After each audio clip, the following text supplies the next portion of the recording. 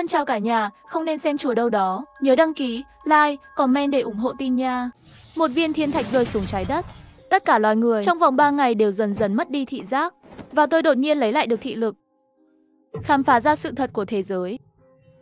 Lâm Mạch, nên xuống lầu ăn cơm rồi. Dưới lầu truyền đến giọng nói của Tiêu Lan. Bây giờ là một tuần sau thảm họa. Tôi luôn cảm thấy giọng nói của Tiêu Lan trở nên có chút kỳ lạ. Tôi cầm lấy nạng cẩn thận đi xuống lầu. Phiền em rồi, Tiêu Lan. Mọi người đều bị mù, nhưng em vẫn phải chăm sóc tôi. Tiếng bước chân vang lên bên tai. Một lát sau, giọng nói của Tiêu Lan vang lên bên tai tôi. Không sao đâu, mặc dù không nhìn thấy, mò mẫm cũng được. Nhưng có thể hương vị không ngon lắm, đừng để ý nhé. Tôi mỉm cười với cô ấy. Mặc dù biết cô ấy cũng không nhìn thấy, tôi mò mẫm cầm đũa, thử tìm xem đĩa ở đâu. Sau đó là một tiếng vang tinh. Tôi đã tìm thấy vị trí của cái đĩa. Cầm đũa kẹp bừa đồ ăn cho vào miệng. Thật sự rất khó ăn. Như thể là một miếng thịt, cho vào miệng rất mặn. Hơn nữa còn mơ hồ có một chút mùi hôi. Nhưng tôi vẫn nuốt. Sau khi tôi cầm lấy cây gậy, mặc áo khoác vào. Tiêu Lan, chuyện lớn như vậy đã xảy ra. Bố mẹ tôi nói đến sống với tôi, có người chăm sóc. Chắc 2 ngày này cũng nên đến rồi. Được rồi, biết rồi. Bên tai truyền đến giọng nói của Tiêu Lan. Ta chống nặng lên và chuẩn bị đi làm. Thành phố của tôi được quản lý chặt chẽ. Ra đường cũng có đường dành cho người mù. Chính phủ cũng đã bổ sung rất nhiều biện pháp mới. Các cửa hàng khác nhau phát các âm thanh khác nhau, thuận tiện cho mọi người phân biệt. Công việc của tôi là nhân viên siêu thị, chịu trách nhiệm thu ngân. Mỗi sản phẩm đều được khắc chữ nổi. Dựa vào chữ nổi để hiểu mọi người đang mua gì. Về thu tiền, may mắn thay, trước khi điều đó xảy ra, thành phố này khấu trừ thanh toán đã phổ biến rồi. Cửa siêu thị được cải tạo, cửa ra vào đều rất hẹp. Tôi thu ngân ở cửa. Mọi người gửi tiền xong, tôi phải đưa tay ra và tìm kiếm đơn giản trên người họ. Mặc dù sẽ xâm phạm quyền riêng tư, nhưng bây giờ là lúc nào rồi? Cũng không có nhiều người quan tâm như vậy nữa. Hơn nữa siêu thị chính là đại diện cho vật tư phát ra thảm họa. Có một đội quân trên đó để bảo vệ. Mà bên tai không ngừng truyền đến âm thanh tinh tinh. Khách hàng này đến khách hàng khác thanh toán. Chỉ trong một buổi sáng đã bắt được không dưới 10 tên trộm. Khách hàng tiếp theo đến rồi, tôi chạm vào chữ nổi của sản phẩm. Sau đó tinh một tiếng. Sau đó đi kiểm tra người này. Sau đó thắt lưng, tiếp theo là tay, tiếp theo là miệng. Đang chuẩn bị đưa tay ra kiểm tra miệng. Đột nhiên tay trống rỗng. Người này lại là một tên trộm, còn muốn chạy. Bảo vệ, có một tên trộm. Tôi vừa hét xong, giọng nói của người đàn ông trước mặt vang lên. Kẻ trộm nào? Tôi đâu có chạy. Không phải anh muốn kiểm tra miệng tôi vậy sao? Vậy thì kiểm tra đi. Hách cái gì? Hả? Nghe anh ta nói xong, tôi sửng sốt một chút. Tôi vừa dùng tay sờ lên một chút. Vai, cổ, cằm rồi tiếp theo là miệng. Ngón tay tôi có thể cảm nhận được cằm. Nhưng sờ mấy lần miệng đều là trống rỗng. Phía trước có thể nhanh lên được không? Đúng thế, có thể hiệu quả một chút được không? Khách phía sau bắt đầu thúc giục. Tôi nhanh chóng đưa tay ra kiểm tra lại. Lần này sờ được miệng. Làm việc cả ngày, ông chủ trả lương, nghe thấy tiếng gửi 1.000 tệ vào điện thoại. Trong lòng tôi cũng có chút vui vẻ. Về đến nhà, tôi ngửi thấy mùi thịt. Tan làm rồi sao? Đến ăn cơm đi. Tiêu Lan rất chu đáo, đã làm xong cơm đang chờ tôi. Cho một miếng thịt vào miệng. Cảm giác khó ăn đó, lại vào miệng tôi một lần nữa. Tiêu Lan, thịt này có thể bị hỏng rồi. Vừa vặn hôm nay tôi đã được trả lương rồi. Tôi mua cái mới nhé. Được rồi, Tiêu Lan dường như ở bên trái tôi, vị trí cách đó 1-2 mét. Nhân tiện, bố mẹ tôi vẫn chưa đến sao? 3 ngày trước đã nói sẽ tới. Tôi quay đầu về hướng Tiêu Lan. Sau đó giọng nói của Tiêu Lan vang lên, giọng điệu có chút lo lắng. Lâm Mạch, không phải là chú gì xảy ra chuyện gì đấy chứ? Anh có muốn gọi điện hỏi không? Tôi cầm điện thoại lên là nhấn phím số 1 lâu. Đó là phím tắt của số điện thoại của bố. Xin lỗi, điện thoại bạn gọi đã tắt máy rồi. Sau đó gọi phím số 2, số điện thoại di động của mẹ. Xin lỗi, điện thoại bạn gọi đã tắt máy rồi. Điện thoại của bố mẹ đều không gọi được. Bây giờ bên ngoài lộn xộn quá. Tôi thật sự không dám tiếp tục nghĩ. Nghỉ ngơi sớm đi. Thật sự không được, ngày mai tôi đến nhà bố mẹ xem vậy. Tiêu Lan an ủi tôi. Tôi nghĩ lại hình như cũng không có cách nào khác. Tắm xong thì nằm xuống. Tiêu Lan thì vẫn luôn ở bên cạnh. Cạch cạch, đang đóng gói cái gì đó. Đêm nay tôi ngủ rất không ngon. Cơ thể cảm thấy hơi nóng, mắt lại nóng bỏng đau đớn. Ngày hôm sau tôi thức dậy và rửa mặt. Tiêu Lan vẫn làm xong đồ ăn như mọi khi. Tôi ngồi xuống bàn, lấy thức ăn trong đĩa, nhét vào miệng. Tiêu Lan, thịt này sao vẫn chưa vứt đi? Lát nữa nhanh chóng vứt đi, tôi sẽ mua cái mới. Được rồi, tất cả đều nghe lời anh. Giọng của Tiêu Lan vang lên trong bếp. Trong lòng tôi thở dài, cũng không trách cô ấy. Dù sao thì tôi cũng đã lâu không làm việc rồi, ở nhà cũng không có tiền. Lúc này tôi đột nhiên cảm thấy mắt mình ngứa ran. Anh, đau, tôi đau đớn kêu lên. Mắt tôi như có hai ngọn lửa. Cảm giác bỏng rát khiến tôi rơi nước mắt.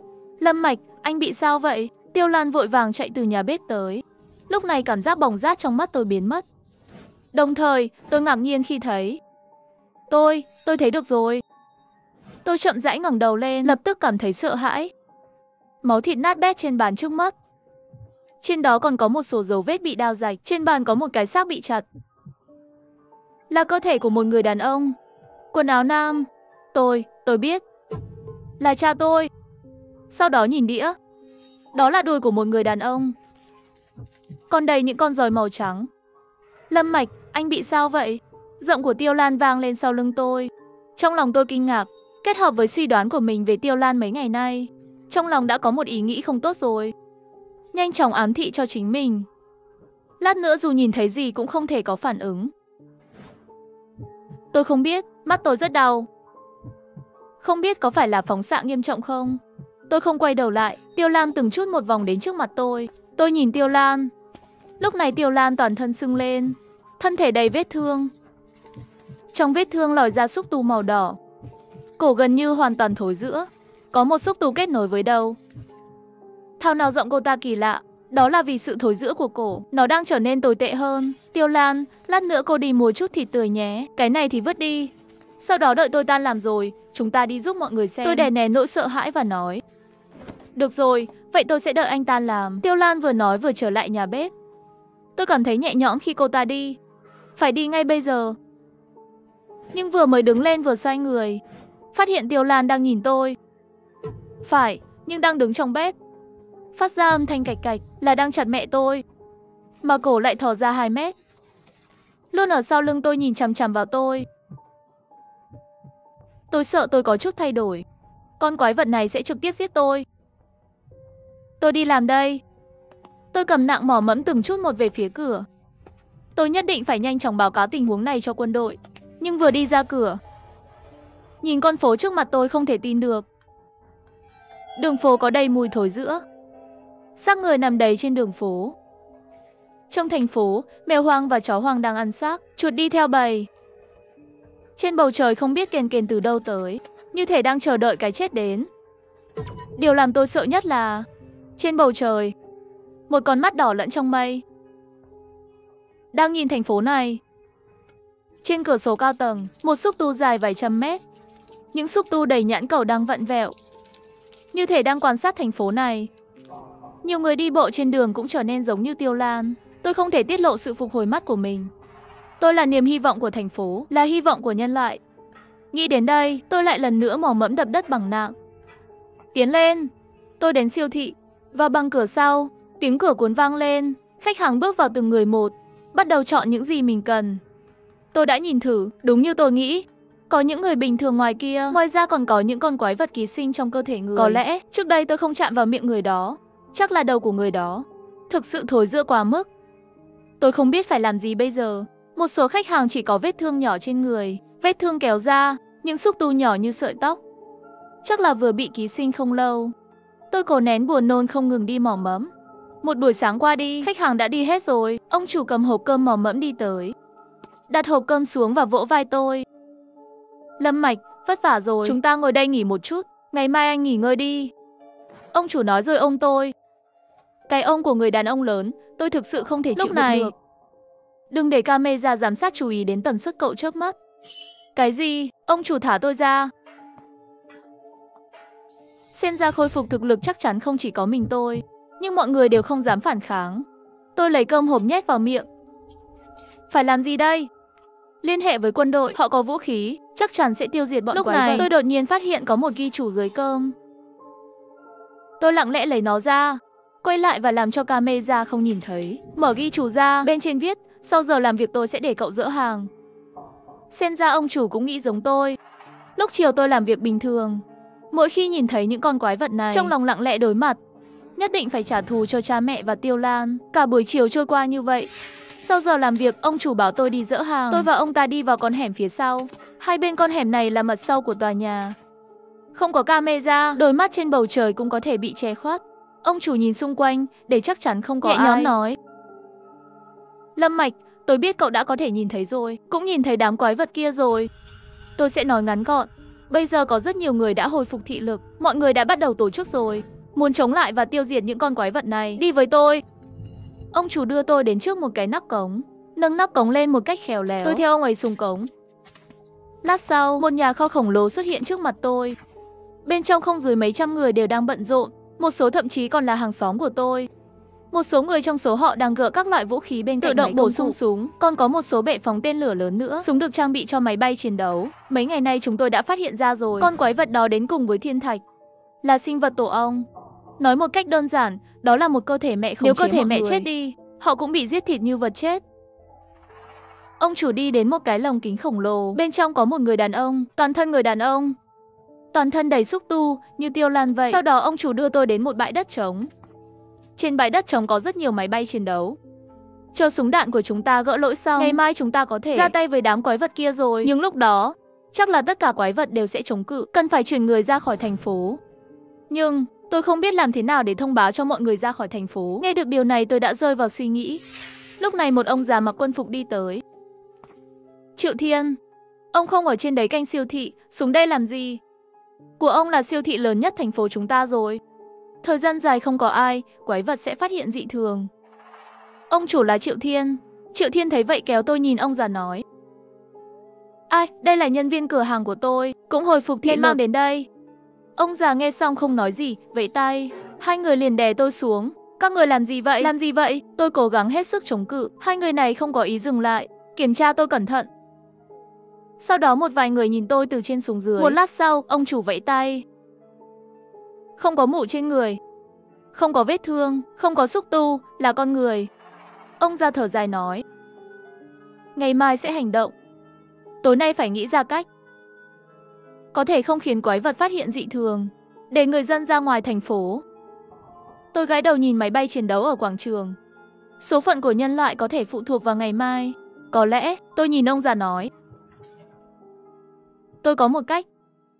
Hai người sửng sốt. Tôi nói: Tối nay các người giấu hết thức ăn đi, rồi đốt một ngọn lửa đốt cháy siêu thị. Sau đó phát ra tin tức nói tôi là người nước đảo. Nhân cơ hội đem hết thức ăn đi rồi, không những rời đi còn dùng lửa đốt đi. Rồi tôi trốn ngoài thành. Những công dân giận dữ như vậy nhất định sẽ xông ra tìm tôi. Tôi nói xong, cả hai đều bị ngơ ngác. Một lát sau ông già gật đầu. Đó là một cách tốt. Không được, Triệu Thiên vội nói. Đến lúc đó, những cư dân giận dữ xông ra, chắc chắn sẽ giết cậu. Tôi bất đắc dĩ cười. Bố mẹ tôi và cả vợ tôi đều bị bọn quái vật này giết hại. Chỉ cần có thể báo thù, tôi sẽ làm bất cứ điều gì. Hai người im lặng. Ông lão lấy ra một hộp thuốc lá. Đó là loại tôi chưa từng thấy. Ông già cười nói: Lợi Quân, loại cung cấp đặc biệt. Nói xong đốt cho mình một điếu, lại đưa cho Triệu Thiên, rồi đưa cho tôi. Sau đó tự tay châm lửa cho tôi. Ông lão hít sâu một hơi thuốc lá nói: Sau khi tiêu diệt quái vật, cả nhân loại sẽ nhớ đến anh. Tôi hít một hơi thuốc lá. Ha ha. Đến lúc đó hãy để hỏa lực của máy bay chiến đấu làm sạch thành phố này một lần nữa. Không còn một con quái vật nào. Tôi một mình ra khỏi cổng rãnh, có một chiếc xe tải đậu trong hẻm. Tôi tắt hết điện siêu thị, ngăn chặn bị camera giám sát, sau đó chất thức ăn và nước uống lên xe tải. Sau khi làm việc xong, trời đã bắt đầu tối rồi. Tôi tìm thấy xăng trong kho, sau đó một ngọn lửa bốc lên. Tôi thấy vậy vội vàng lái xe đi. Tôi và ông chủ, họ hẹn là tập trung ở phía tây thành phố. Những con quái vật trên đường cũng phát hiện thấy tôi. Tôi có thể lái xe, tự nhiên chứng minh tôi đã có thể nhìn thấy rồi. Nhưng quái vật này hình như là nhận được mệnh lệnh gì đó, điên cuồng tấn công ra ngoài. Nhưng họ vẫn là máu thịt, bị xe tải đâm nát thành từng mảnh. Xe tải chạy hết cỡ, quái vật ngăn cản tôi cũng càng ngày càng ít. Hơn một tiếng nữa trôi qua, cuối cùng tôi cũng xuất hiện trên một bãi đất trống ở phía tây thành phố. Tôi dừng xe lại, lặng lẽ chờ đợi hành động của ông chủ. Lúc này điện thoại của tôi đổ chuông. Không ngờ lại là Tiêu Lan. Tôi hít một hơi thật sâu, kết nối điện thoại rồi. Lâm Mạch, anh đã ở đâu? Tôi nghe trên TV nói rằng anh đã lấy thức ăn từ siêu thị, đốt cháy siêu thị. Anh điên à? Sau khi nghe xong khóe miệng tôi nhếch lên, cười khẽ. Hiệu quả của các ông chủ thật nhanh. Tôi cười lạnh một tiếng. Không sao, tôi chỉ mệt mỏi với cuộc sống. Tôi chỉ trả thù họ thôi. Cô nghỉ ngơi sớm đi, không cần phải đợi tôi nữa. Tôi cúp máy rồi. Trực tiếp tắt điện thoại đi. Bây giờ còn phải ổn định cô ta. Cô ta cũng là quái vật. Cứ như thế, tôi lặng lẽ đợi cả đêm ở phía tây thành phố. Nhưng, tại sao không có một công dân nào đến? Khi tôi đang lo lắng, phía trước xuất hiện mấy chiếc xe. Tôi thở phào nhẹ nhõm, cuối cùng dân chúng cũng đến. Nhưng khi xe đến gần tôi mới thấy rõ. Đó là 3 xe cảnh sát. Hay là kế hoạch lại thay đổi? Xe cảnh sát dừng lại trước mặt tôi, rồi một tá cảnh sát xông vào tôi. Ấn tôi xuống đất. Nghi phạm đã bị chúng tôi khống chế, đưa hắn về đồn cảnh sát. Nghe vậy đầu óc tôi trống rỗng. Nghi phạm gì? Tôi đấu tranh một cách tuyệt vọng, nhưng mười mấy người đè ép tôi căn bản không chống cự được. Không biết ai đã gõ vào sau đầu tôi. Tôi đã ngất đi. Không biết qua bao lâu, tôi từ từ mở mắt ra. Khi mở mắt ra, là một cái đèn đảo ngược như mặt trời. Đây là đâu? Tôi thấy mình đang ở trong một căn phòng. Hai bên trái và phải có một giường bệnh. Trên giường bệnh đều có một bệnh nhân. Y tá và bác sĩ mặc đồ trắng. Họ nói gì bên cạnh họ? Bác sĩ Lý, bệnh nhân đã tỉnh. Bác sĩ trung niên đeo kính. Đến chỗ cô y tá. Người đàn ông nghe xong quay người đi đến bên cạnh tôi hỏi. Cảm thấy thế nào? Tôi nhìn xuống chính mình. Lúc này đã thay quần áo bệnh nhân rồi. Đây là đâu? Các người là con người. Đám quái vật đâu? Tôi vội vàng hỏi. Bác sĩ Lý nhìn cô y tá bên cạnh. Y tá cầm bút ghi lại cái gì đó. Bác sĩ Lý nhìn. Tôi nói. Lâm Mạch, 20 tuổi, nam, luôn làm việc ở nhà máy điện tử. Một tuần trước, ở nhà máy xảy ra tai nạn. Bị mù rồi bị sa thải, sau hồi phục thị lực. Làm việc ở siêu thị. Hôm qua đã đốt cháy siêu thị và giết ông chủ siêu thị. Sau khi chúng tôi xác định, anh bị ảo tưởng và tâm thần phân liệt. Cái gì? Trong đầu tôi như sấm sét. Không thể nào, tôi hét lên giận dữ. Các y tá nhìn thấy điều này, vội vàng ép tôi vào giường bệnh. Tôi đấu tranh một cách tuyệt vọng. Con quái vật lớn như vậy trên bầu trời các người không nhìn thấy sao? Bác sĩ Lý thở dài và vẫy tay. Các y tá liền thả tôi ra. Bác sĩ chỉ ra ngoài cửa sổ và nói. Anh tự nhìn ra ngoài đi. Tôi nghe xong vội chạy ra cửa sổ nhìn ra ngoài. Cái này, làm sao có thể? Mặt trời ấm áp chiếu vào thành phố. Trên bầu trời còn có mấy con chim bay qua. Người đi bộ trên đường nhộn nhịp. Mọi người cười. Nơi nào có thảm họa? Chẳng lẽ tất cả đều là ảo tưởng của tôi sao? Tôi thất hồn lạc phách ngồi xuống đất. Bác sĩ Lý nhìn thấy vậy, đến đỡ tôi lên, sau đó vỗ vai tôi và nói. Tôi biết chuyện này rất khó khăn với anh. Anh yên tâm ở lại đây trị liệu đi. Bác sĩ Lý ngồi xổm xuống, lấy ra vài viên thuốc đặt trên bàn.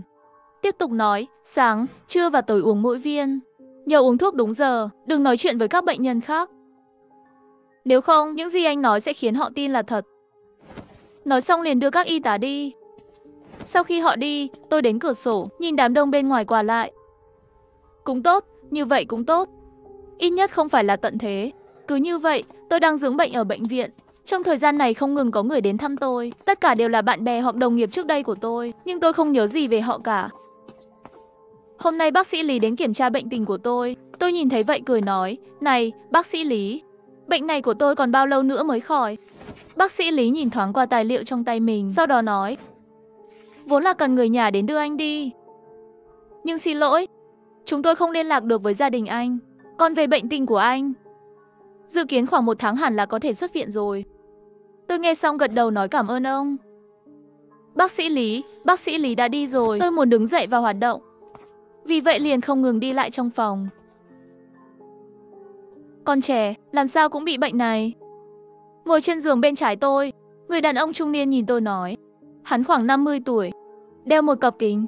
Tôi nhìn ông ta, tôi muốn nói chuyện với ông ta. Nhưng nghĩ đến lời dặn của bác sĩ Lý, đành phải ngậm miệng lại. Người đàn ông thở dài, lấy một hộp thuốc lá ra khỏi túi áo khoác và tự châm. Hít sâu vào, sau đó lấy một điếu ra và đưa cho tôi. Chàng trai, có hút thuốc không? Là một điếu, tôi cũng lâu rồi không hút thuốc. Nhìn thấy khói thuốc cũng bay lên, đưa tay ra và lấy điếu thuốc. Người đàn ông cũng không nói gì, lấy bật lửa ra và thắp lửa cho tôi. Anh cũng may mắn rồi, đây là phiên bản đặc biệt cung cấp đấy. Bình thường ở bên ngoài anh không thể hút được.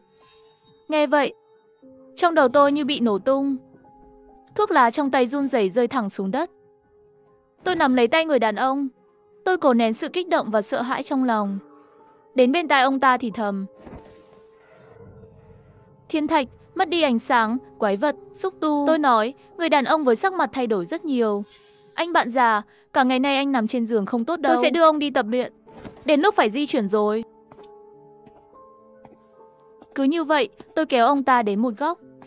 Hai người không ngừng bước, đồng thời thì thầm trao đổi. Bây giờ xem ra mọi thứ ở đây mới là giả. Chúng ở cùng với quái vật. Tôi trước khi vào, những người còn sống trước chúng ta, có một căn cứ bí mật dưới cổng ngầm. Theo kế hoạch, tôi sẽ đưa người dân ra khỏi thành phố. Sau đó họ dùng máy bay ném bom để tấn công các vật thể trên bầu trời. Không ngờ tôi đợi cả đêm mà không đợi được họ. Rồi một nhóm cảnh sát tới. Họ bắt tôi đến ở đây. Tôi nói xong người đàn ông im lặng. Một lát sau, người đàn ông nói, tôi cũng là người của quân đội. Chúng tôi phát hiện thấy, con mắt đó không lơ lửng trong không khí, mà là dựa vào xúc tu đứng ở giữa hai tòa nhà. Xúc tu trong suốt nên không nhìn thấy. Phát triển một loại thuốc. Chỉ cần tiêm nó vào xúc tu cơ thể mẹ. Cơ thể mẹ sẽ chết. Những con quái vật này cũng sẽ chết. Người đàn ông ngồi xổm xuống, tiếp tục nói. Phương pháp ném bom hỏa lực mà các anh nói sẽ không hiệu quả. Chúng tôi đã thử nó trước đây. Chúng tôi đã làm nổ tung cơ thể mẹ đó. Nhưng có vô số xúc tu không biết từ đâu tiến đến. Cơ thể mẹ hấp thụ xúc tu rồi lại khôi phục. Tôi đã tìm ra sự thật. Vậy chúng ta nên lên kế hoạch làm thế nào để thoát ra? Tôi thì thầm. Thuốc chúng ta uống chắc là thuốc ngủ. Vì vậy, họ sẽ cảm thấy chúng tôi mỗi đêm. Đã ngủ say rồi, sẽ mất cảnh giác. Chúng ta buộc khăn trải giường thành dây thừng vào ban đêm. Sau đó chạy trốn qua cửa sổ. Người đàn ông nghe xong gật đầu nói, tôi tên là Tôn Thành. Tên anh là gì? Lâm Mạch, tôi cười. Đêm đó đợi đến khi bên ngoài trời tối hoàn toàn. Tôi nhổ thuốc trong miệng ra, từ từ ngồi dậy. Tôn Thành và tôi cũng vậy. Chúng tôi lập tức nhặt khăn trải giường của nhau, bắt đầu buộc vào. Một lát sau dây thừng đã treo xong. Tôi thấy vậy, mở cửa sổ nắm chặt sợi dây thừng chuẩn bị chui xuống. Tôn Thành cũng đứng dậy, chân vừa dẫm lên khung cửa sổ. Các người làm gì vậy? Tiếng động bất ngờ làm chúng tôi sợ hãi. Tôi gần như không nắm được sợi dây và sắp rơi xuống. Chúng tôi nhìn theo âm thanh, phát hiện là bệnh bên phải của tôi. Người đàn ông trên giường đứng lên. Biểu cảm của người đàn ông rất khó hiểu. Đồng tử tôi co lại, trong đầu lập tức hiện lên Tiều Lan. Không tốt. Hắn là quái vật. Tôi vừa nói xong, người đàn ông đột nhiên mở miệng. Một vài xúc tu chạy về phía cửa sổ. Tôi sẽ giúp cậu. Siêu thị thành Tây Vạn Lý. Tôn Thành trực tiếp nhào vào quái vật. Tôi cũng không ngần ngại. 3 bước và 2 bước, lúc lên đến tầng 2 thì nhảy thẳng xuống. Tiếng hét thảm của Tôn Thành trên lầu truyền ra ngoài. Tôi không dám quay đầu lại, chạy thẳng về phía cổng. Lúc này toàn bộ bệnh viện đều vang lên tiếng báo động. Vô số người đàn ông thối rữa với xúc tu màu đỏ chạy về phía tôi. Tôi trèo hàng rào cửa ra ngoài, đột nhiên nghe thấy một tiếng bụp. Cảnh tượng trước mắt lập tức thay đổi. Có một đống mảnh vỡ thủy tinh trên mặt đất. Hóa ra cái gọi là thời bình thịnh vượng bên ngoài này, đó là một vật thể ánh sáng khổng lồ. Những cảnh này đều được chiếu ra. Bên ngoài một đám quái vật đã thối rữa, đi bộ trên đường phố. Những người không nhìn thấy, vẫn đang đi như không có chuyện gì. Tôi chạy về phía trước. Trên bầu trời, đôi mắt khổng lồ chậm rãi quay lại, nhìn chằm chằm vào tôi. Tôi quay đầu đi vào một con hẻm. Tôi còn nhớ, qua con hẻm này là đến được. Con hẻm che khuất tầm nhìn của cơ thể mẹ. Những con quái vật đuổi theo tôi đã không thấy nữa. Với kinh nghiệm lần trước, tôi lập tức chạy vào ngõ sau của siêu thị. Quả nhiên, có một cống rãnh ở đây. Đi theo cống rãnh, tôi thấy nhà kho khổng lồ. Không giống với nhà kho của chúng tôi trước đây, nó giống một phòng thí nghiệm hơn. Có đủ loại thiết bị thí nghiệm. Trong một cái hộp trong nhà kho này, bên trong có mấy cái ống kim chứa đầy chất lỏng màu đỏ. Ngoài ra còn có một cuốn sổ ghi chép. Tôi cầm lên xem một chút. Ngày mùng 3 tháng 12, chúng tôi khôi phục lại thị lực. Những người sống sót đã tụ tập lại với nhau, xây dựng căn cứ này. Phải tìm cách tiêu diệt đám quái vật này. Ngày mùng 4 tháng 12, chúng tôi bắt được một con quái vật, có thể lấy nó làm thí nghiệm. Ngày mùng 8 tháng 12, đám súc sinh này, thế mà dám giao dịch với đám quái vật. Quái vật cung cấp cho họ cái gọi là sự bất tử. Họ giúp quái vật kiểm soát và nuôi dưỡng con người. Sau đó để quái vật không ngừng ký sinh và nuốt chửng, không ngừng phát triển quái vật. Ngày mùng 9 tháng 12, chúng tôi đã phát triển một loại thuốc gọi là minh tinh. Thuốc có thể phá hủy gen của cơ thể mẹ. Chỉ cần tiêm vào xúc tu của quái vật cơ thể mẹ, hoặc tìm cách để cơ thể mẹ hấp thụ thuốc, đám quái vật này sẽ bị giết ngay lập tức. Nhưng quân phản loạn đã phát hiện ra vị trí của chúng ta. Nhưng may là họ không biết gì về minh tinh. Đây là nhật ký. Phía sau không còn nữa. Có vẻ như họ đã bị tiêu diệt hoàn toàn. Bìa nhật ký là một tấm bản đồ. Đi theo bản đồ này, tôi có thể tìm thấy nơi con quái vật cơ thể mẹ kia. Tôi thở dài, lặng lẽ cầm ống kim lên. Sau đó nhặt ba lô lên, đóng gói vũ khí và đạn dược bên trong. Đám quái vật này, tôi nhất định phải giết chúng nó.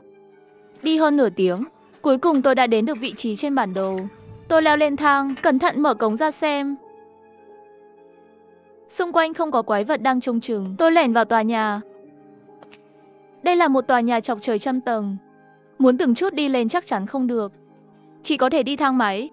Hy vọng thang máy không có quái vật đang trông coi. Đến thang máy, tôi nhấn nút lên. Sau đó nhanh chóng tìm một nơi để trốn. Một lát sau, cửa thang máy mở ra. Tôi liếc lén một cái, đảm bảo bên trong an toàn. Nhẹ nhõm rồi bước vào. Cửa thang máy từ từ đóng lại. Tôi nhấn nút ở tầng 100. Thang máy từ từ đi lên. Cơ thể tôi cũng bắt đầu run rẩy. Người không có không sợ chết. Đặc biệt là khi biết mình sắp chết. Chờ đã, tại sao tầng thang máy không thay đổi? Tôi cảm thấy thang máy đang đi lên. Tôi run rẩy. Mồ hôi chảy dài trên má tôi. Đầu không kiểm soát được chậm rãi ngẩng lên nhìn lên. Phía trên thang máy là kính cường lực trong suốt. Có thể nhìn thấy vị trí bên trên là trần thang máy. Bây giờ trở thành một con mắt đầy đáng sợ. Những xúc tu cứ vung vẩy. Phát hiện thấy khoảnh khắc ngẩng đầu lên, tất cả mắt cùng lúc chuyển động nhìn về phía tôi. Thang máy đã dừng. Bên ngoài là vô số quái vật đang chờ tôi. Ông đây liều mạng với chúng mày. Tôi nhanh chóng ra khỏi thang máy, không ngừng bắn súng, ném bom. Nhưng đám quái vật này thật sự là quá nhiều. Tôi bị đẩy vào giữa. Bên ngoài cao trăm mét nhảy xuống nhất định sẽ chết. Đôi mắt bên ngoài cửa sổ từ từ trôi xuống, dường như đang nhìn tôi xem kịch. Khoảng cách này, ngay cả khi tôi cố gắng hết sức, cũng không thể đâm kim vào người nó. Tôi sắp hết đạn rồi. Còn lại hơn 30 viên đạn và bom. Chẳng lẽ thật sự sẽ thất bại sao? Tôi nhìn xuống sàn nhà, đột nhiên trong đầu có một ý tưởng táo bạo. Tôi nhặt của lựu đạn và ném vào đống quái vật. Một tiếng động lớn vang lên. Tôi cũng bị thương bởi sóng xung kích của vụ nổ, quỳ trên mặt đất. Xác chết của quái vật tạo ra chất lỏng nhớt dày màu đỏ. Miệng tôi hơi nhếch lên, đưa tay lấy một nắm chất lỏng, sau đó mở miệng nhét vào miệng. Ngay lập tức, một cơn đau nhói lan khắp cơ thể. Tôi nhìn xuống cánh tay mình. Có thể thấy rõ ràng, chúng bò rời da tôi. Buộc, một tiếng động nhỏ. Một cái mủ trên mặt tôi đã rách ra. Xúc tu chui ra khỏi. Ngay bây giờ, tôi quay lại kéo bom, ném mạnh về phía nhãn cầu. Một tiếng nổ lớn vang lên, nhãn cầu bị nổ tung cách xa vài mét. Tôi quay người bò trên mặt đất, tháo kim ra, uống hết thuốc bên trong. Đau quá, mệt quá, muốn ngủ. Trước khi mơ hồ, tôi thấy một cái xúc tu khổng lồ tiến về phía tôi. Thân chào cả nhà, không nên xem chùa đâu đó. Nhớ đăng ký, like, comment để ủng hộ team nha. Không phải là tôi không muốn đưa thông tin quan trọng vào đầu phim, mà là điều kiện không cho phép. Bởi vì tôi rất lo lắng không gửi được. Cho nên mọi người trực tiếp xem là được rồi. Và đừng quên theo dõi tôi. Sư phụ Lưu cứ yên tâm, sáng mai ta liền để Vương Thúc gửi thanh toán phí vào thẻ ngân hàng của bạn. Chỉ là Lưu sư phụ, bạn thực sự không thể đi cùng tôi đến tỉnh Liễu Khê. Ông Liễu à, Rất xin lỗi, ngày mai là thứ bảy, tôi sẽ phải đến quầy hàng. Tôi thật sự không qua được. Nếu bạn thực sự sợ hãi, tôi có thể liên lạc với em họ của tôi. Nó học đại học ở tỉnh Điếu Khê. Có lẽ nó có thể giúp ông. Vậy cũng được, có người giúp. Ít nhất sẽ tốt hơn việc chúng tôi lang thang khắp nơi. Vậy xin nhờ Lưu sư bá rồi. Lâu rồi chưa gặp Cầm Cầm. Vừa vặn để nấu giúp đỡ nhà Lưu lão nhị.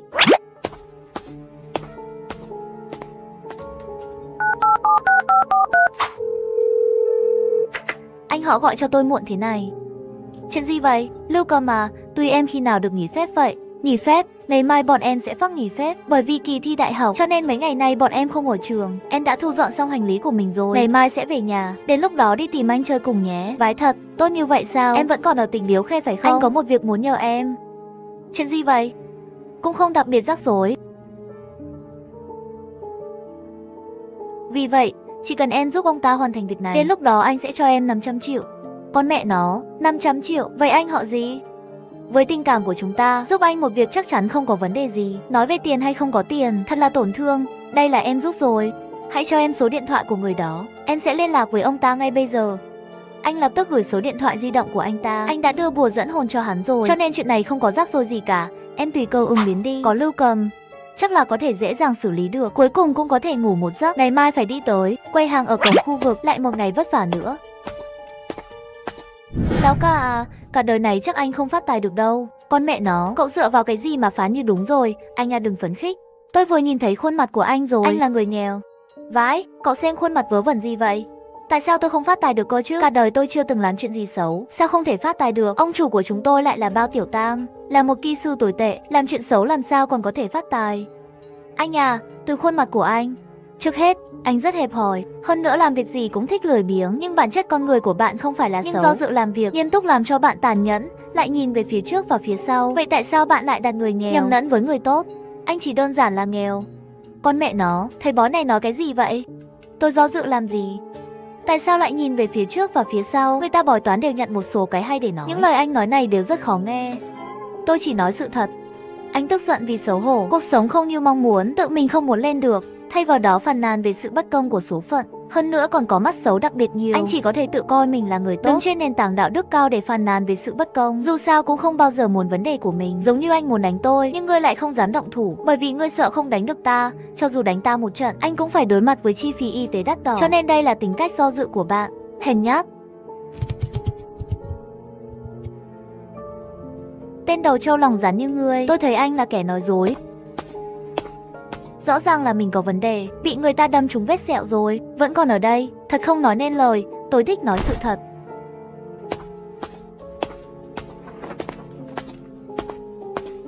Sư phụ giúp tôi tính một chút, giúp tôi tính một chút. Anh muốn tính cái gì, hôn nhân hay là sự nghiệp? Xin lỗi sư phụ. Tôi không biết tại sao, mấy năm nay vận may đều rất kém, vốn còn kiếm được hàng trăm ngàn, nhưng 2 năm này làm ăn đều bồi thường vào rồi. Ngài có thể giúp xem không? Đây hẳn là sự nghiệp, vận may tài chính. Thấy rồi, chắc là bạn đã may mắn từ khi 4 tuổi rồi. 14 tuổi, 24 tuổi may mắn, 34 tuổi lại xui xẻo. Đã đi được 2 năm rồi. Chờ đã, đợi 10 năm nữa thì vận may của bạn sẽ thay đổi.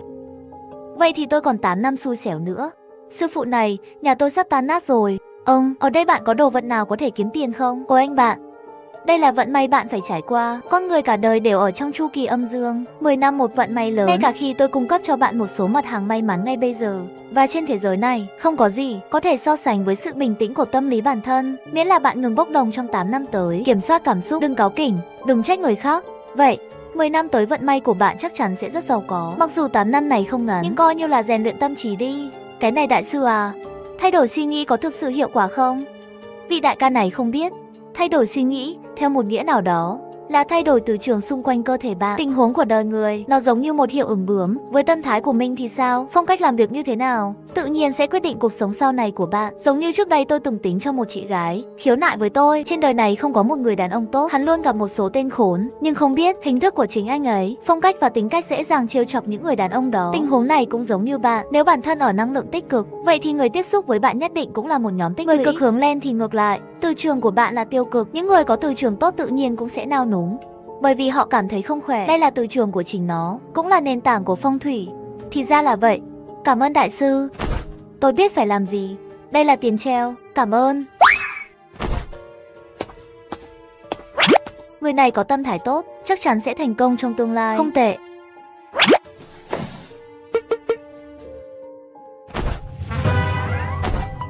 What the hell, tiên giả. Xứng đáng với sự thất bại của gia đình bạn, mẹ kiếp chú may. Ông chủ Liễu, ông có chắc là nơi này không? Vâng, cầm cô, biểu tượng mà sư phụ Lưu đưa cho tôi luôn phát tín hiệu. Vì vậy, tôi đã đi theo hướng này. Không ngờ trong rừng sâu này còn có những ngôi mộ cổ chưa được khai quật như thế này nữa. Ở đây có nhiều núi hơn. Vì vậy, tất cả các triều đại đều có một số chức sắc chọn đây làm năng mộ cũng bình thường. Ví dụ như trường chúng tôi, nó được xây dựng trên một ngôi mộ cổ. Chỉ là chúng ta làm sao vào được. Cầm cô nương, đây là lá bùa của sư phụ Lưu cho tôi. Hôm qua ngài ấy nói, miễn là chúng ta có thể đến gần nơi chôn cất nơi xương của người phụ nữ, lá bùa này sẽ được cảm ứng và không cần bất kỳ sự thúc giục pháp lý nào, nó sẽ tự động biến thành bướm. Tôi cũng cảm thấy rất nghi ngờ. Bây giờ chúng ta đã đến nơi này rồi, nhưng nó không biến thành bướm. Thật sự là bùa cưới. Anh họ không nói với ông, muốn người nhỏ một giọt máu lên đó sao? À, còn phải trích máu nữa sao? Tôi không nhớ. Vậy bây giờ có trích không? Tất nhiên rồi, hôm qua anh họ chắc cũng đã dùng một giọt máu của ông. Nghệ thuật bóng tối, tìm ra vị trí ở đây. Cùng với sự hướng dẫn của bùa cưới này mới đến được ngôi mộ cổ này. Hiện tại cái này hôn phù nhưng không thể hóa thành linh bướm. Chắc dưới mộ này có vấn đề rồi. Cầm cô nắc. Có vấn đề gì vậy? Tôi nghi ngờ đó là chủ cũ của bình nữ, dùng thứ gì đó để bấy cô ấy, cho nên cái này hôn phù mới không thể dẫn nó đi. Vậy phải làm sao đây? Vào trong mộ xem tình hình rồi nói. Cái gì vào mộ? Cái này, tôi biết ông đang lo lắng điều gì. Ông chủ Liễu, ông cũng không cần sợ, tôi sẽ bảo vệ ông và không có cách nào khác. Vậy chúng ta sẽ mở ngôi mộ. Tôi cũng muốn vào sao? Không cần đâu. Tôi là một nhà khảo cổ học, ngôi mộ này trông không lớn lắm, cho nên muốn đến cũng sẽ không có cái gì cơ quan. Ông tìm người để mở một lỗ hổng cho anh ta, tôi có thể vào xem. Bây giờ trời còn sớm, ông chủ Liễu sắp xếp nhân lực càng sớm càng tốt. Chúng ta sẽ quay lại vào buổi tối, đến lúc đó ông sẽ ở bên ngoài canh gác. Tôi vào và lấy xương cốt của bình nữ ra, đến lúc đó dẫn nó vãng sinh là được. Được rồi, chúng ta sẽ quay lại vào tối nay. Chú Vương, chú sắp xếp người đến đào ngay bây giờ, nhưng phải thông báo trước cho các bộ phận liên quan. Không có vấn đề gì chứ? Liên hệ của gia đình Liễu chúng ta, xử lý chuyện này vẫn không có vấn đề gì. Tôi sẽ liên hệ. Cầm cô nương, vất vả rồi, mời xuống núi nghỉ ngơi đi.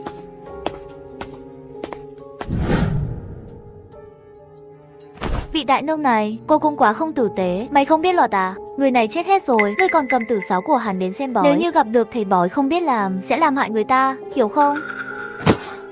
Đại sư, thần tiên sống. Tôi chỉ muốn đến tìm bạn xem. Con trai tôi chết vì tai nạn, vẫn là bị người ta hại. Đại nương à, chuyện gì đã xảy ra? Cứ từ từ nói, không vội. Tôi sẽ nói với đại sư. Tên tôi là Trương Thúy Hoa, ở thị trấn bên cạnh.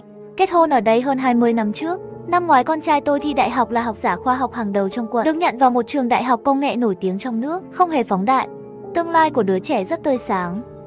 Bố mẹ, đoán xem con thi được bao nhiêu điểm. Vậy để tôi đoán tổng điểm của con trai là bao nhiêu. Tổng điểm 750 điểm. Theo thông thường của bạn, điểm 600 chắc chắn không có vấn đề gì phải không? 600 điểm cũng có thể vào đại học. Được rồi, 600 điểm, bạn không thấy con trai mình cười sao? Mẹ nghĩ con sẽ đạt 650 điểm, đúng không? 650 điểm, ha ha, vãi. 650 điểm, đó là hơn một cuốn sách, có thể lên 211 rồi. Bạn như vậy, mộ tổ tiên cú bốc khói rồi. Bố mẹ, bố đoán sai rồi, tôi không phải là 600 hay 650. Vậy bạn thi bao nhiêu? Bố mẹ, con đạt 730 điểm, là số 1 của quận chúng ta, là vị trí thứ 2 trong tỉnh của chúng ta. Tương lai con nhất định sẽ hiếu kính cha mẹ. Không, con trai, con đạt 730 điểm. Thật à? Đúng vậy, con trai, đừng có đùa với bố như vậy nhé. Bố bị bệnh tim. Bố mẹ, đương nhiên là thật. Kết quả thi lên đều có thể tra được. Hơn nữa vừa rồi đại học cũng gọi điện thoại cho con. Hãy để con đến chỗ họ học. Mời tôi tham gia nghiên cứu phát triển tên lửa xàm xí. Không chỉ miễn cho con 3 năm học phí, ngoài ra còn có các loại học bổng.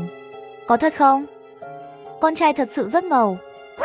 Con trai còn có thể nói dối chúng ta sao? Tất nhiên đó là sự thật. Ôi chúa ơi, Đại học Gabolin chuyên ngành nghiên cứu phát triển tên lửa. Chết tiệt, nhà chúng ta cuối cùng cũng sắp thay đổi rồi. Con trai mẹ tự hào về con sẽ luôn là người giỏi nhất. Nhanh chóng gọi điện thoại thông báo cho người thân bạn bè. Tôi muốn mở tiệc. Đúng, cùng nhau. Em nhanh chóng đưa cho nhóm 7 gì 8 gì của nhà mẹ em. Sắp xếp để anh gọi cho các chú. Ha ha ha. Con trai, con thật tuyệt vời. Bố tự hào về con, bố mẹ con có thể đạt được kết quả như vậy. Tất cả là sự nuôi dưỡng của hai người. Cảm ơn cha mẹ. Đại sư, con trai tôi thông minh, hiểu biết và hiếu học. Này, sắp đến ngày báo cáo đại học rồi. tôi và bố nó, còn đặc biệt đưa anh ta đến trung tâm mua sắm để mua điện thoại di động mới. Còn đi nữa, nhóc nhà ông ngoại lúc đó đúng hơn 3 giờ chiều. Bởi vì thời tiết nóng, trẻ em cũng đã sống ở đây một thời gian từ khi còn nhỏ. Họ kêu gào muốn đi tắm trong dòng sông nhỏ ở đầu làng. Sau khi một cái đâm xuống, không bao giờ dậy nữa. 3 ngày sau, thi thể mới được tìm thấy ở đập Hạ Lưu. Mọi người đều bị sưng, từ chuyện vui đến bi kịch chỉ trong vài ngày. Hay là người tóc trắng tặng người tóc đen, chồng của tôi đã hôn mê. Điều này thực sự hơi khó chấp nhận. Gia đình tốt đẹp đã trở thành như thế này. Thúy Hoa, đại ca của hắn ở nhà lập linh đường đi. Thằng bé này thật đáng thương. Được rồi cha, tôi sẽ sắp xếp cho ngài Bạch Thạch trong làng. Đến nhà làm. Cậu đi đi, chú ý an toàn trên đường. Lão nhị, bạn đến cửa hàng đá trắng mua một ít nến thỏi. Nói là cho trẻ con, đừng mua nhầm. Được rồi, bố, con sẽ đi với đại ca. Còn lão Tam thì sao, bố có thể chăm sóc được không? Hai người nhanh lên đi. Thúy Hoa, đừng lo lắng. Sau đó, con và lão nhị sẽ đi qua. Bố có việc gì thì gọi cho chúng con nhé. Hiểu rồi. Nhanh lên nào.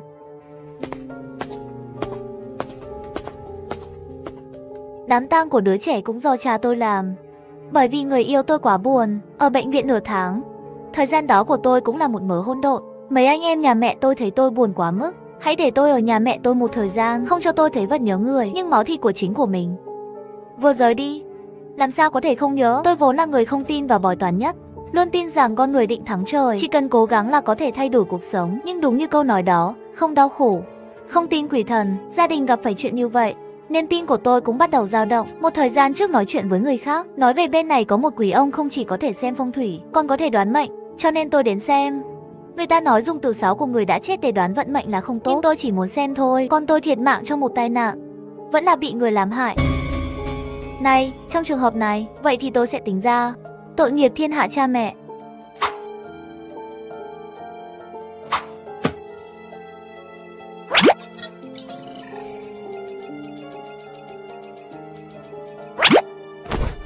Sao rồi, đại sư đã tính toán chưa?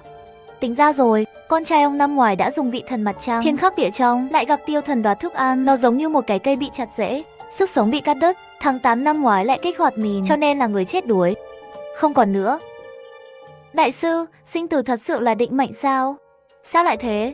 Tôi muốn chết thay con trai tôi. Cậu ấy mới ngoài 20, quá trẻ, mới vào đại học. Sao lại như vậy? Mê mơn, chị gái này mặt khóc không ngừng, tinh khí thần suy tàn. Đây là dấu hiệu quả nỗi buồn quá mức. Nếu không khai sáng, không tháo nút thắt, tôi sợ sẽ có chuyện lớn. Vua địa ngục muốn người chết canh 3, ai dám lưu người đến canh 5. Bạn cũng đừng quá buồn. Trong nhà không phải còn có một lão nhị sao? Cũng có thể nuôi dưỡng tuổi già. Ngoài ra, bạn biết không, đứa con đã chết của bạn cùng ngươi là kẻ thù của kiếp trước. Để trả thù, cho nên bạn cũng không nên buồn như vậy. Kẻ thù của kiếp trước, sư phụ, đừng nói lung tung. Tại bảo nhà tôi từ nhỏ đã nghe lời và hiểu chuyện, không bao giờ cần tôi lo lắng. Sao có thể là kẻ thù, làm sao có thể là đến đầu thai báo thù được. Xem ra có hiệu quả. Chị ơi, xin hãy tha thứ cho sự lừa dối tử tế của tôi. Tôi cũng không muốn thấy chuyện gì xảy ra với chị. Chị là người tốt. Chỉ có thể nói như vậy, để anh có một kẻ phản bội còn sống. Chị gái này, bạn có nghe nói không? Kiếp trước kẻ thù đầu thai làm con trai đều là người chê trò tăng, ăn uống đánh bạc, rắc rối ở khắp mọi nơi. Trả thù cũng có rất nhiều loại, chẳng hạn như đứa con đã chết của bạn. Nếu hắn mỗi ngày làm ác, không làm việc, ngày ngày lêu lổng, anh ta chết rồi, chị sẽ buồn thế sao? Trả thù không chỉ có một hiện tượng. Nhìn kìa, rời đi khi ngôi nhà của bạn sắp rực rỡ nhất, làm cho bạn làm cha mẹ đau lòng cả đời, đến chết cũng không thể nhắm mắt. Cái này còn báo thù hơn nhiều so với kẻ bại gia. Ha ha ha, khóc đi, khóc ra là được rồi. Dù sao tháng 10 mang thai nuôi dưỡng hơn 20 năm, cho dù thật sự là kẻ thù, làm mẹ cũng không đau lòng. Chị ơi, hy vọng chị có thể sống tốt.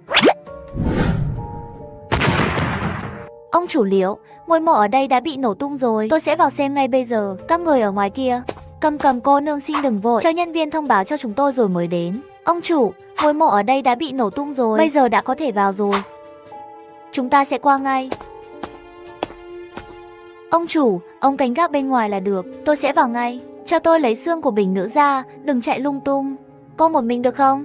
Tôi bảo Tiểu Tiên đi vào cùng cô đi. Tiểu Tiên xuất thân từ lực lượng đặc biệt, kỹ năng tốt và sức mạnh lớn. Có lẽ tôi có thể giúp cô. Này, anh bạn lớn, tên cô là Tiểu Tiên, tên người phụ nữ tốt. Được rồi, anh vào với tôi đi. Tiểu Tiên nhất định phải bảo vệ tốt đàn cầm cô nương. Nếu có gì đó không ổn trong đó, rút ngay lập tức, không thể có sai lầm. Ông chủ yên tâm, tôi sẽ hoàn thành nhiệm vụ.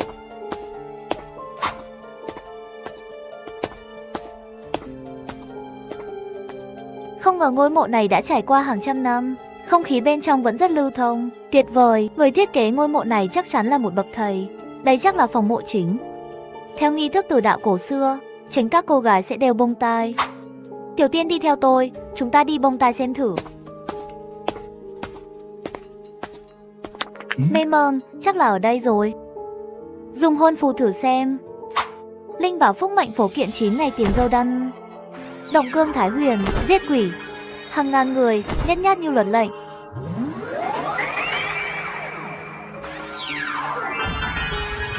Này, tìm thấy cái xương này chắc là của bình nữ.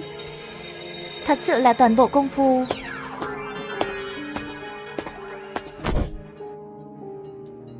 Tiểu Tiên, cô không sao, đúng không? Vừa bảo anh ta vào đây với tôi. Sao anh ta không vào?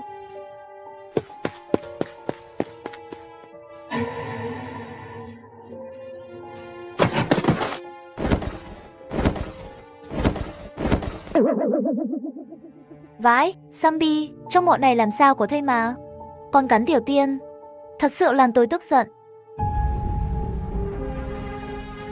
Trời có 3 cưỡi sao mặt trăng, vào thế giới thần kinh ma làm ví dụ để chúc phúc hung thân.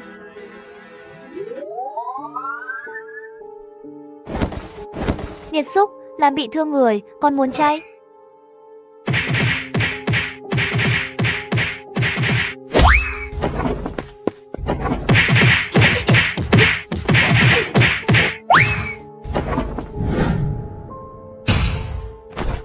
Nhân lúc người bệnh, muốn người chết.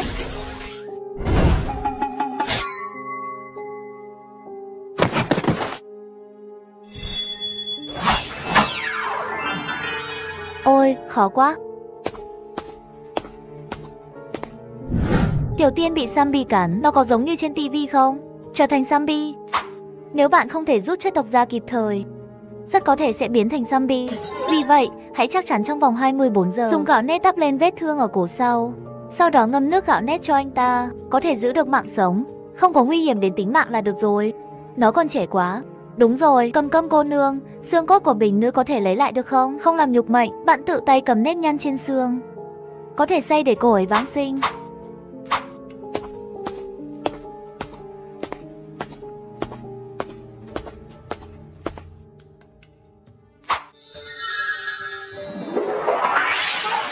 Chồng à, lần này anh sẽ mất bao lâu? Có thể không đi không? Thanh Vũ sao có thể không đi? Hoàng đế bị mắc kẹt trong pháo đài thủ bây giờ Valor đang tiến quân. Từ đại nhân đang triều binh, cùng sống cùng chết với Bắc Kinh. Mặc dù tôi là một người bình thường, nhưng cũng muốn đóng góp cho đất nước. Em đợi chiến dịch phòng thủ thành phố Bắc Kinh thắng lợi, anh sẽ quay lại và cưới em. Võ thuật của ta em cũng không phải không biết. Yên tâm đi, trên chiến trường thay đổi nhanh chóng, lại đao súng không mắc. Nhị lang anh nhất định phải cẩn thận, em chờ anh.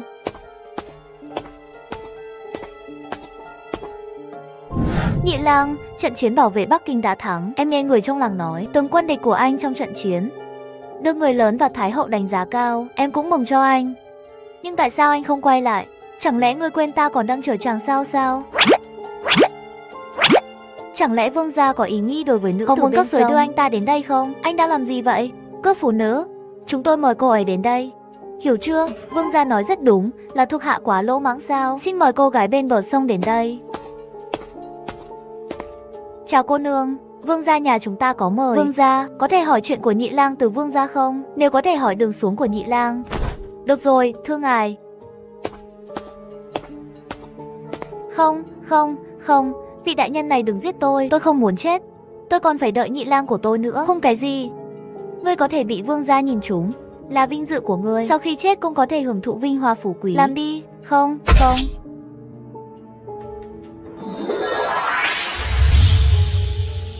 Thanh điệu là em phải không? Anh là nhị lang, anh đến tìm em. Xin lỗi em. Nhị lang, cuối cùng anh cũng đến tìm em. Em nhớ anh quá, em chờ chàng thật khổ. Xin lỗi em, tôi xin lỗi em. Anh đã quên lời thề của chúng ta. Xin lỗi, nhị lang, không cần phải nói xin lỗi. Em yêu anh, kiếp sau còn muốn làm vợ anh. Đừng bỏ em. Ha. Cầm cố nương, tại sao ông chủ chúng tôi lại ngất xỉu khi ôm xương? Sẽ sớm tỉnh thôi, đợi đã.